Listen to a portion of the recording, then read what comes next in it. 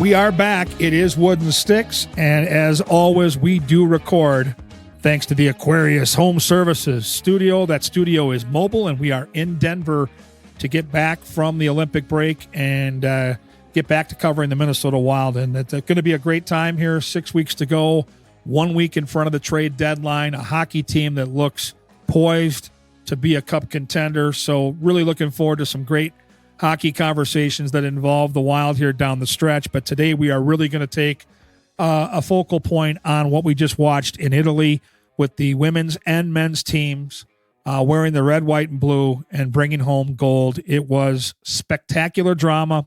It was incredible to watch. And bottom line is, I think it was really, really good for the game of hockey. And so Pat Micheletti today is as good a guest as we could have, and then somebody that can break it all down for us. And I'm not going to spend a lot of time on this intro. I'm going to get right to it. And so we're going to talk about both tournaments, the men's side, the women's side, the drama within those championship games with the gold medals on the line in both situations, taking on really good teams from Canada. And then we're going to certainly talk a little high school hockey and some section final play that's already happened. We'll talk a little college hockey because Pat Micheletti joins us today from Ann Arbor, where he's getting set for a 2-game series between the Gophers and the Wolverines at historic Yost Arena. So it's going to be a great show. We're going to get right to it, and can't wait to hear from one of the all-time greats in the history of Minnesota hockey. All right, we want to thank everybody that makes this show possible here on Wooden Sticks. I'll start with my dear friend John Schweitz and the great people over at Minnesota Masonic Charities. Today, I want to talk a little bit about the Minnesota Masonic Charities. When you think about the Masons, I get it. You think about the funny hats, those pancake breakfasts, which are phenomenal. My dear friend John Schweitz and I have chatted about this, and it's so much more than that. They've got the Masonic home over in Bloomington. They've got the hospital for the children over at the U of M. They are the largest fraternal organization in terms of charitable needs in our country, and they deserve a ton of recognition. So thank you, Minnesota Masonic Charities, for all you do and for supporting us over here at Talk North, and a special thanks to my good friend, John Schweitz. Also, thank you to everybody over at Onyx Fish and Onyx Maps. Have you ever driven past a piece of land and wondered who owns that? Or maybe you need to know exactly where a property line runs. That's where Onyx Hunt comes in. And it's not just for hunters. There are folks using Onyx for their jobs every day throughout the country. From farmers and ranchers mapping out their fields, wildland firefighters navigating rough terrain, to construction workers needing to know who owns what property, this app offers something for everyone. If you need the best land ownership maps, aerial imagery, and property boundaries in your pocket, Onyx Hunt is the tool for the job. Try it free for 7 days. Download Onyx Hunt in the app or Google Play Store, or visit onyxmaps.com/hunt to get started. And of course, our dear friends at Lexus of Wayzata and Lexus of Maplewood. Pat Micheletti next here on The Sticks.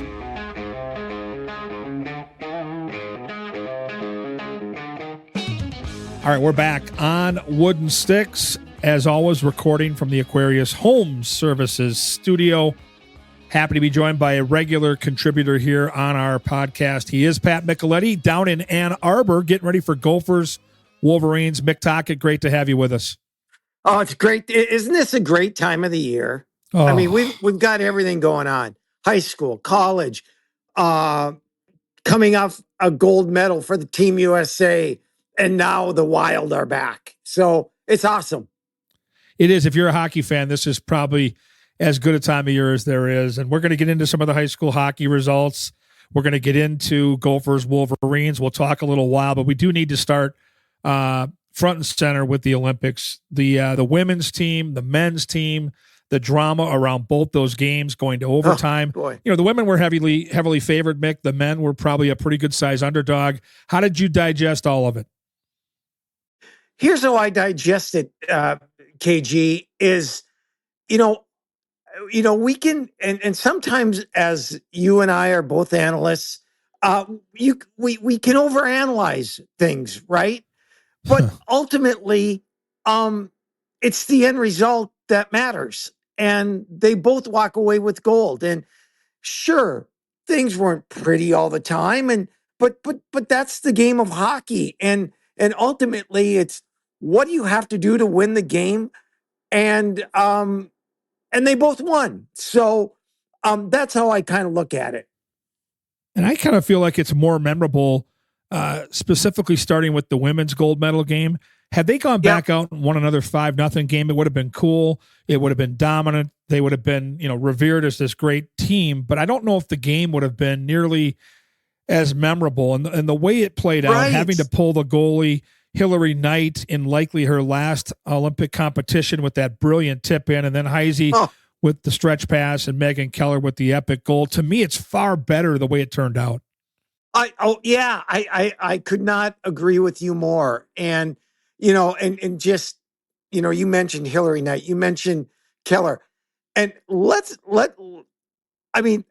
I was astonished at the skill level that these women possess. I mean, if anyone was thinking that Hillary Knight's goal was simple, well, I mean, that takes so much work of getting in front of the net every day in practice, working on your tipping and positioning and all of that.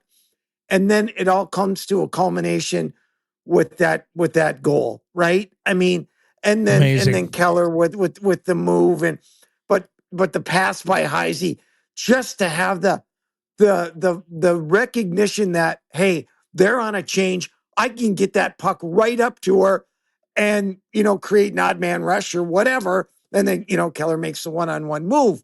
But that's something that these players work so hard at every single day, and to have them, have it come to what it came to was beautiful to watch. When you watch Taylor Heisey on a regular basis, and I know being the hockey fan you are, that outside of the Olympics, you're catching a Frost game here and there. To me, she's a player that has almost evolved her game. She's always been a player that can score goals, but her playmaking ability, to me, specifically this year with the Frost, and it certainly carried over to Italy in the Olympics on that incredible stretch pass she made there and throughout the tournament. How does a player do that, Mick? Because you were a guy that scored a ton of goals. How do you also evolve as a young player like Taylor Heisey is into a playmaker? Well, you know how you do it, KG, and you and I grew up watching the NHL wherever we could as a little kid, and you watch your favorite players. For example, Phil Esposito was my favorite player growing up, and whenever the Bruins were on, man, I watched him. But you watch from the people that are in those positions, and then you go out in practice and you try to emulate what they did. And you fail and you fail and you fail, but you keep working at it. And then there comes a point in time where I don't want to say master it, but you are able to do those things. And I don't know Taylor personally, but I get that sense that she watched players who had those skill sets and watched them and then tried to emulate them and become them. And I think that's how she evolved as such a great player. All right, Mick, I was fascinated with how the third and fourth line for both the men's and women's team made such an impact on this tournament. And I think John Hines made a great point after practice yesterday at Tria Rink, saying without the buy-in from those third and fourth line players, we probably don't win gold. And you know this, being a former superstar player, when you're asked to play a completely different role, kill penalties, check, shut somebody down, you don't need 20 goal scorers at the Olympics. And Bill Guerin built that roster specifically with that in mind, and both teams won with that in mind. But you still have to have those star players buy into that, and I think both teams had that. Yeah, well, hey, regardless, let's take the men for example, right? They had they're all stars. I mean, they're all stars on their teams, and you mentioned it, the buy-in, and trust me, it is not easy, because when you have that mindset as a player, especially when you're playing for your own team, you're the guy. You're the guy. And so when you go to I don't want to call it an all-star team, but a team of that magnitude, you still want to be that guy. And to be able to flick that switch to say, okay, I'm going to accept it. It's not easy at all. And if you can get a staff and a general manager or whoever to convince that player or players that they have to do it, that is probably the toughest job of all, more so than winning. And because that leads to winning. If you don't have that, you're not going to win. And both of these teams most certainly had it. And that's how you win championships. That's so true. And I think, when you look at the penalty kill going 18 for 18, and you think about the players that he had on that kill, and John Hines was kind of in charge of that. And he talked about that, yesterday. That to me put them over the edge. When you think about the 5-on-3 that Canada had in that gold medal game, when you think about key spots in that Sweden game, having a penalty kill that's perfect throughout an Olympic tournament is nearly impossible with all the best on best and talent on that ice. And to me, Bill Guerin got a ton of criticism when he put that roster together. And listen, Cole Caulfield, you and I both are part of the Cole Caulfield fan club, and I love the kid. Love him. He's amazing. But when you're building a team, you don't need 15 or 20 Cole Caulfields. You have to have guys that fill roles, and Bill Guerin got that, and man, was it proven out. For sure. And you and I both know Cole Caulfield's time is going to come. Because there's going to be roster changes in the next Olympics. It's just inevitable for multiple reasons. But that being said, you mentioned the penalty kill, and what wins you championships, KG? Your goaltending, your PK, and your power play. I mean, if those things aren't working, you're just not going to win. And to go 18 for 18, I mean, that's unheard of. It really is unheard of. And against power plays that were the most dynamic power plays you're going to see in an Olympic game. Canada's, Sweden's. I mean, all of these teams have great power plays. And to kill off 18 of 18 is off the charts incredible. And you mentioned the goaltending, and let's lock in here to a quick conversation on Connor Hellebuck, who for years has been the regular season guy, the Vezina Trophy guy, and the narrative kind of was quietly murmuring under the surface that he maybe isn't as great when the bright lights are shining in the playoffs and in big games. He put that narrative to bed. Oh, was he was incredible. And you're right. I went into the Olympics thinking, man, first of all, the U.S. had the best goaltending. They have the best goaltending in the world. They have 3 guys there. They probably could have had 4 or 5 guys there. Thatcher Demko, but he's always hurt. But Kevin, I mean, there's a ton of great American goalies now, which is great to see. But going into the Olympics, I'm a big Ottinger guy, and I thought, boy, are they making a mistake going with Hellebuck as the number 1 guy? Well, obviously, was I wrong? Maybe I was wrong. I think Ottinger's still incredible, but Hellebuck, he shined. I mean, all the criticism that he's gotten, especially with Winnipeg this year, when they were on a 12-game skid, and he wasn't playing great, but the team wasn't playing great, but he was fabulous in this tournament. So much fun to watch. And, there are certain saves that stand the test of time. And that paddle save he made, which is now a T-shirt, of course, is one that's going to live on forever. And it just felt like, I get it, 1980 was a completely different animal, but he did kind of channel his inner Jim Craig throughout that hockey game.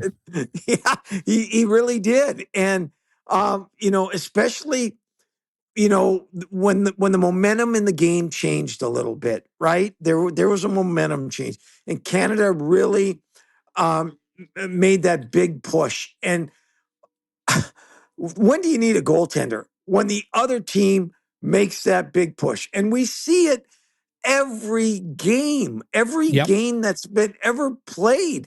There, one team does not completely dominate for 60 minutes. There's a lull, there's a switch, there's a change, and the other team comes at you. And when Canada came at you, and boy did they come at us at them, Hellebuck was there to shut the door, and that's what you need. And it was terrific to watch. It was so much fun to watch. And, 26 million people at its peak tuned in. You saw the footage on social media. Every sports bar in North America was packed at 6 a.m. I had a conversation with Tom Reed yesterday, Mick, and he said they at one point ran out of breakfast sandwiches. They had huge numbers all throughout the morning. To me, that's refreshing because, all this political stuff, I'm never going to touch. I'm never going to care about it. I'm not going to do it. But what I'm going to take away from these Olympics is hockey was the winner for both men and women. The game of hockey won because in Canada and the U.S., the numbers were through the roof on how many people took this in. And the impact of that's going to carry over to the rest of the college hockey season, to the NHL playoffs. And now these superstar players that were on display at the Olympics are going to be more of a household name for the casual sports fan that maybe didn't watch hockey that much. Now they will. And KG, just think back to 1980 because you and I, were there to, witness it on transistor radios and then the tape delay, yep. Of the game, right? I mean, that's our recollection of it. But just think about what it did for young kids like you and I back then, and how that just accelerated our love. Not that we didn't have a love for the game and passion for the game, but even to a higher level, and us wanting to get to where we wanted to get to. And I think what this Olympics did, and not only on the men's side, but the women's side now, what it's going to do for all those 7, 8, 9, 10-year-old kids. I think they are the real winners in this because they're going to want to get there someday, and their passion will, like ours, KG, will go through the roof. And that's what I love about the men and the women both winning gold in this Olympics. All right, to close out the Olympic talk, I want to give you each wild player individually. I just want your top of the head thoughts on what you saw from their game. That maybe there's good, maybe there's bad, and how you think this Olympics will set them up for some success here down the stretch and in the playoffs. I'm going to start with Matt Boldy. Your thoughts? Brilliant. I mean, no one makes a play like he does between to go in between Makar and Devin Taves, two of the best in the world, and but the knowing he's on a 1-on-2, knowing he doesn't have many options, I'm going to try this. I'm going to flip it in the air through them, get by them, and then have the wherewithal to control the puck and put a move on Bennington and slide it past them. People might think, oh, that was, he got a breakaway and just scored. No. I mean, that is a play. How many people in the world do you think can make that play? I'd say five or less. 100%. I'm with you. I mean, that was incredible. And with the poise and the patience that he did it with I just sat there and I'm like, did that just happen? Did that just happen? There's no way that just happened. And, my first tweet out after that was all world. And that was all world. I had no words, but all world. And so, I'll stop right there. All world. How about Brock Faber? Just a horse. There's one thing about Brock Faber. he does not like to get beat. And I don't know if anyone and this is, yes, a lot of guys compete, everyone competes hard. And I'll phrase it this way. I don't know if there's anyone that competes as hard as he does, or maybe I should say he competes as hard as anybody in the world. How about that? I like the It's way you unbelievable. put that. It's unbelievable. Because he does not want to get beat, and he will fight to the end to not get beat. And man, you look at his minutes in that gold medal game. He had over 20 minutes. Him and Slavin, both had over 20 minutes. And a guy like Werenski, who I think is top 4 or 5 in the world, I think he was like, in the lower teens in that Yep. game. I mean, crazy, right? Crazy. But, and that's the trust level that they had in him. Well, I think, Brock had the quietest, amazing Olympics a player can have. And when I say that, he did score a goal. He nearly scored another goal in the gold medal game. But because of his role on this hockey team, being asked to go out and kill penalties, being asked to go out there and shut down the opposition's best, the less you saw him or noticed him, the more of an effect he was having on the game. And I just look at him, and I think he's the type of player, and he's with a guy like Quinn Hughes on this Wild roster for a reason. The little things he does defensively, to your point, the way he competes, I thought you put it perfectly. From a coaching perspective, it is pure gold. That's the kind of play you need from a go-to player on the blue line, and he does it shift in, shift out every single night, Mick. And you know how smart he is? You want to, and we talked earlier about accepting roles. Now, you're on him every day practically, and you watch him closely every game, obviously. And his role on the Wild, he'll take chances. He'll get up in the play, and he might get 20 goals this year. He gets to Team USA, and he says, "Yeah, we got Werenski, we've got Quinn Hughes, we've got McAvoy, blah blah blah." You want to talk about a guy who says, "You know what? I know my role here. I know my role, and I'm going to shut down the best in the world, and that's my focus in these Olympics." And he did it. Oh. And he did it. Yeah, what a player. Okay, now the final one. I can't wait to hear your thoughts, Mr. Quinn Hughes. One word is scary. I mean, scary. And talk about a guy who says, "I need to be on the ice like all the time."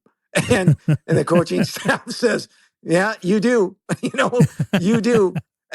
And what a difference he made for this roster, this team, compared to the Four Nations. And taking nothing away, I mean, they could have won, right? The Four Nations, they easily could have won the Four Nations, but just his ability. I don't know. We talk about it all the time. I'm running out of words to talk about him. His ability to escape is his skating ability, his poise, moxie with the puck and getting pucks through, and it's I'll just say scary. I got nothing else. I got nothing else for you. Well, it's funny you say scary, and we were talking to Ryan Hartman after practice this week, and Ryan's a pretty low-key guy. Hartsey. He's kind of a grizzled veteran. He's a guy that scored 30 goals in this league. He's been around the block, right? And he said he caught himself watching the tournament and cheering for Team USA, but he'd be watching Quinn Hughes and just be in awe of some of the things he can do, because do I play with this guy? And that's what he says. He's like, I can't believe he's on our team. And I think it's funny because when you play on a team, you're at the game, you're focused on your job. You're not watching as a fan, but it's the unique situation where you're watching a teammate as a fan and he was blown away. And this is Ryan Hartman. This is not a guy that gets blown away very easy. And I think for all of us, and I'll put myself at the top of the list, I had no idea the impact he would have on this team. And I go back to December 12th when Billy Guerin made that move. My first reaction was, oh my God, we gave up Zeev and all these young players. I'm like, oh no, what are we doing? And now I'm like, oh my God, we absolutely, and I mean this, we got the best player in the deal, and it's not even close. Well, I'm going to bring you back to the day that trade happened. The following day, you and I had a conversation on the air. And I think I stunned you when I said the Wild stole this you trade. Did. Yeah. I was like, what? And I'm like, that may have been a bold statement there. Oh, it was, Mick. However, I'm going to pat myself on the back a little bit. I rarely do, you know that. I know. But no, I just thought, man, we obviously we didn't know how everything was going to turn out, but right now it looks awfully good. But his presence scares other teams. It really does. And that's when, people talk, well, Minnesota's got to be taken seriously now. Well, that's why, because every other team looks at Minnesota and they see him back there and they get a little nervous. They really do. And that's what elevates your team and makes other teams a little bit weary of playing you. And boy, it's been great, and he's been just phenomenal. We're going to segue to high school shortly, and then we're going to close with some college hockey. But before I let you finish your thoughts on the Wild, we probably won't talk to you until after the trade deadline. So your best guess as to what the Wild and Billy Guerin do here before March 6th. Well, I think there's no question he's gonna, we all know he's gonna try to swing for the fences. Who that player is going to be is anyone's guess. And sometimes, and KG, you know this, the player most talked about is probably the player most likely not to come here. Right. And, we've heard a lot about Vincent Trocheck. And I don't know what a package like that would take, but I will tell you this. It's certainly not going to be Volstead in that trade, because the New York Rangers don't need him. They have one of the best goaltenders in the world in Shesterkin. And so I don't know why the New York Rangers would trade for him. So I really don't think it's going to be Vincent Trocheck. Certainly could be wrong. I have no info saying it's going to be or not going to be, but I think there's players that are not being talked about that will eventually be a part of this team. And, I believe it will be a center. I just don't know. And I don't think any of us really have an idea who that's going to be. A lot of names being thrown around, Robert Thomas, O'Reilly, there's a bunch of them, but, I think I'd be a fool. You'd probably be a fool to say, yeah, it's going to be this guy when we really don't know. I love it. Love it. I do think it's going to be a center, and I do think next week it's going to be all hands on deck, because I think Billy. But I will say this. Can I say that? I want to say this. Listen, it's your window is very, or your margin of error or your window to winning it's very small always. But when you have the chance, I don't care what they get rid of, because I think too many managers overthink that, we got to build. When is the future? We got to build for the future. Well, when's the future? What date is on there, right? What date is on there? I don't know. You know what? But if you have an opportunity, because nothing's guaranteed that you're going to win, but when you have that opportunity to be in that very select few that have a chance to win it, well, you do it. Love the way you put it. So let's talk high school hockey. Section final time is sacred for me. As you know, love the state tournament. Like you, lucky enough to have played in that type of atmosphere when it's all on the line, right? The dream of playing in the state tournament comes down to one night. It's a section final. Half the players that show up get to live out their dream, half go home empty-handed. And for some, it's the last time they play meaningful hockey. And so Hibbing gets through last night with an epic win against Cloquet. Your alma mater has been great all year, had a really tough out in Cloquet in that section final. It probably brought you back, Mick. But these section finals, I mean, the upsets are everywhere. We saw Hill Murray go down in a semifinal game. Yes. We saw Northfield get beat. But let's talk specifically, how good is this Hibbing team? Saw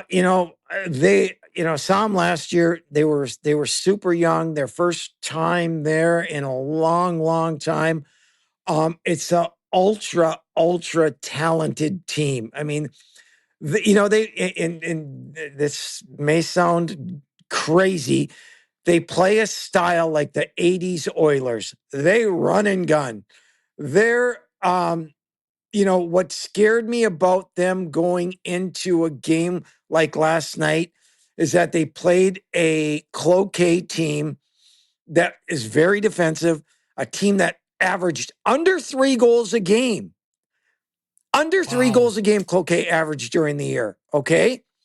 But they were very, very tight defensively. So in Hibbing, when they scored less than 4 goals, I think they lost. I don't have the number on top of my head, but point being, their goal is to get to 4, 3 or 4. Then they felt comfortable winning, right? But last night they didn't. It was what did it end up 2-1, right? 3-2, but it was a super 3-2. Yeah, super tight 3-2. game the whole way. 1-0, right. 1-1, 2-1, 2-2. Just a grinding game. And they're, to your point, they're a team that wants to play more of that up and down the rink game. Yes. And so my point being was, could they defend?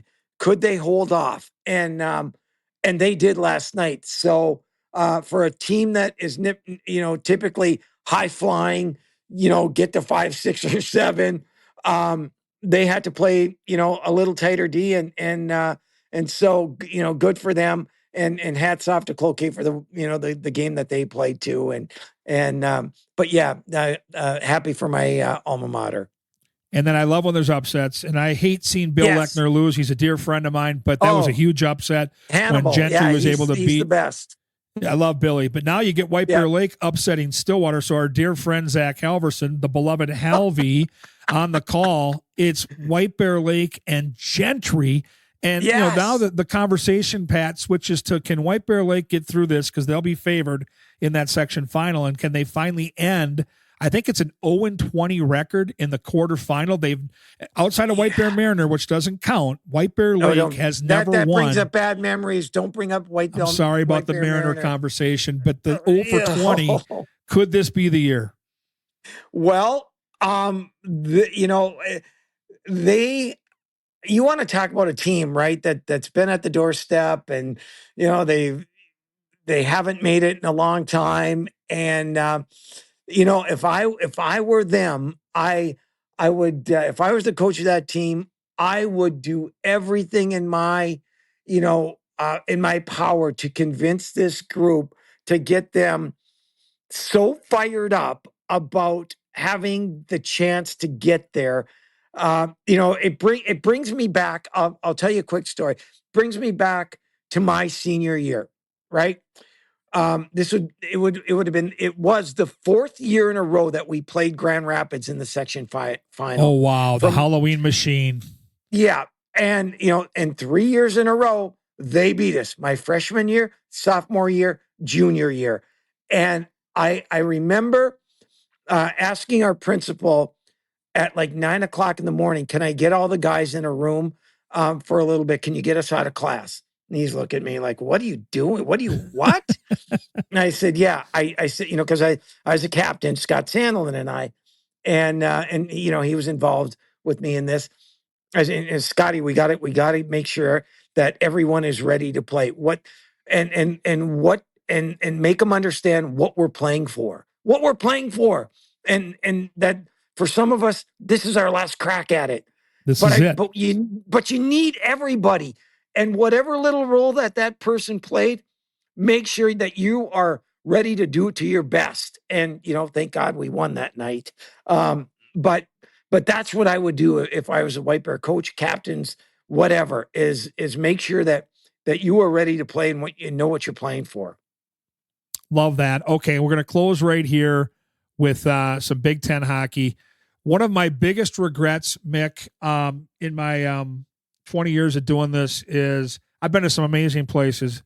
One place that's on my bucket list that I have not been is Yost Arena. Every time I turn it on TV, I get goosebumps. What am I missing? What are our listeners missing if they haven't been to Yost Arena? Historic, old. I don't want to say grungy, but it's got the seats like in a. There's some high school arenas that are much nicer than this building. They got this. They got the metal seats, and it and it's pitched where you're looking straight down. It's loud. It's just the press box. You got the beams in front of you. So you can hardly see the ice. Very historic place, and let me tell you, the team that Minnesota is playing tonight may be the best team in the country. Ultra skilled, ultra fun to watch, and Minnesota has a tough task tonight, no question. Yeah, Michigan looks like a team that if Minnesota's going to win the game tonight, they're going to have to play airtight defensively. They can't turn the puck over, and you feel for Bobby Motzko because I've heard you on local radio talk about the scoring deficiencies. And again, when you have NHL players year after year go make the impact that those players have, and you look at the Nyes and the Snuggeroods, and we've talked about Faber, all these great players that are in the league now, and it's hard to fill those gaps. And they just look like a team that's well coached, that knows how to play the game, but cannot score. And so tonight, if you're going to beat Michigan, you're not going to beat them 6-5. You've got to beat them 2-1 or 3-2. Goaltending, airtight D. Is it possible, Mick? Well, there's always a possibility, right? I mean, I think in college hockey and high school, in fact, all of hockey, if a team is not prepared to play and ready to play, and you are, you can catch a good team on an off night because as I've said many times, all these kids are big and strong and can skate and all of the qualities that you need. And so, of course they can. It's going to be a tough task, but we're just going to have to see. We're just going to have to see tonight. What team shows up for Michigan and what team shows up for Minnesota. Yeah, college hockey right now to me, and I was just lucky enough to watch a section final at the Penny Anderson Arena over at St. Thomas. And what a beautiful arena! Oh, that conference is kind of like sneaky good. And I was talking to their coaching staff at the game about how the playoffs now are coming into focus, right? And you're jockeying for position. And so I look at where St. Thomas is, and they've got a huge series at Bemidji this weekend. If they get all 6 points, they can lock up the one, but that won't be easy against Tom Saratori's team. I look at the Big Ten and Michigan trying to lock up the championship, playing Minnesota late in the year. I mean, this is a really fun time to be involved in college hockey. It really is. And, I was at the St. Thomas Augustana game on last Saturday, and Augustana's got Garrett Raboin's done a great job with that group he has, and Augustana won the game on Saturday, and Friday night St. Thomas gave up a 2-goal lead, and I think that affected them on Saturday. But they have a really good team too. St. Thomas is really good, and I think they're going to make the tournament. I think ultimately when all is said and done, I think the CCHA, will have 2 teams in the tournament this year. So we'll see. But The parity in college hockey has never been better. And, there's going to be a lot of really good teams that don't make the tournament. And that, that just says something about where the game is at, where the college game is at. And it's so much fun to watch. Well, Mick, I'm going to wish you the best of luck on the call tonight. Gophers and Wolverines from Ann Arbor. Because the Wild are out west taking on Colorado, I think hockey fans will have a great opportunity to take in both games.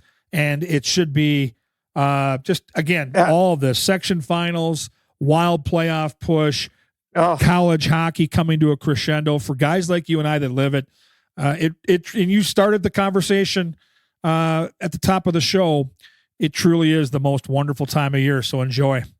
Yeah, thank you, KG. And you and I are going to be busy for the next couple of months, and yes. That's what we love. That's what we love, and hopefully both of us will be able to deliver. So it'll be awesome.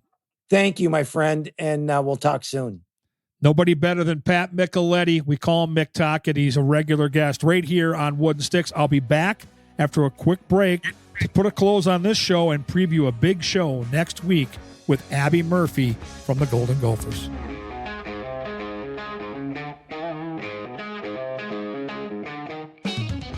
Well, great stuff from Pat Micheletti here. Once again, he's got that great passion, that great enthusiasm. Every time I listen to him, whether it's a conversation on the podcast or on local radio or watching college hockey, the broadcast always brings out the best because of how much he cares. And you can certainly hear that in our conversation today. Really going to be a fun time for all of us to take in these great games. I'll be over in downtown St. Paul next week, at least for one day. I get to cover all the Class A action on Wednesday next week, the 4 games that start that tournament. Then I'll hop on a plane with the Wild and head out west again. But I'll be watching all the games via my laptop, which I think is a really nice feature that you can kind of tune in from anywhere to catch these games. As we work through this week, the Wild have 3 games in 4 nights. And again, we're recording this on a game day. We're recording this on a Thursday out in Denver. They've got the Avalanche tonight. They've got a game in Utah tomorrow, and then a Sunday matinee game at 4:00 in St. Paul against the St. Louis Blues, where they're going to honor their Olympic heroes. It's just going to be a ton of fun and interesting to see what happens in the next week, specifically the trade deadline, which is the 6th. We're going to be in Vegas that particular day for a game against the Golden Knights. And with the later start, we're going to have the game day to digest all the moves that Bill Guerin makes, if he makes them. And then we get down to the nitty-gritty of seeing how far the Wild can take this thing. They're in the toughest division in hockey. They're likely going to play Dallas in the first round. If they get through Dallas, they're likely going to take on the Cup favorites in the Colorado Avalanche. But it's going to be so much fun to see how this plays out. And as I've talked about before, this is year 20 for me, and this is by far, not even close, the best team the Wild have ever had, top to bottom. So pretty exciting. Now, in the meantime, don't forget we've got great high school hockey the rest of this week, section finals every single night. And then by the weekend, we can see the state tournament kind of come together and start to look at those matchups for next week in St. Paul. It's going to be spectacular. And as I mentioned briefly, going to break after talking to Mick, Abby Murphy, who was so good with Team USA on the women's side, one of their best players throughout the tournament, superstar player for the Golden Gophers, and certainly going to be a star at the professional level in the PWHL down the road, will be our guest next week. So make sure to find that show as well. And any requests you have, just ping me at my Twitter handle at Gorgomatic21 on X, at Gorgomatic21. And here on the Talk North Podcast Network, we'll do the best to get your request handled and on the way. And we had a request for Abby Murphy via Twitter a couple weeks ago, and I had to wait for the dust to settle with the Olympics and the gold medal. But lo and behold, here she comes. So we will try to, if you have a good request, make it happen. So thanks for listening today, and special thanks to Alex Haugen, our producer, and Pat Micheletti, the guest. I'm Kevin Gorg. We'll see you next time here on Wooden Sticks.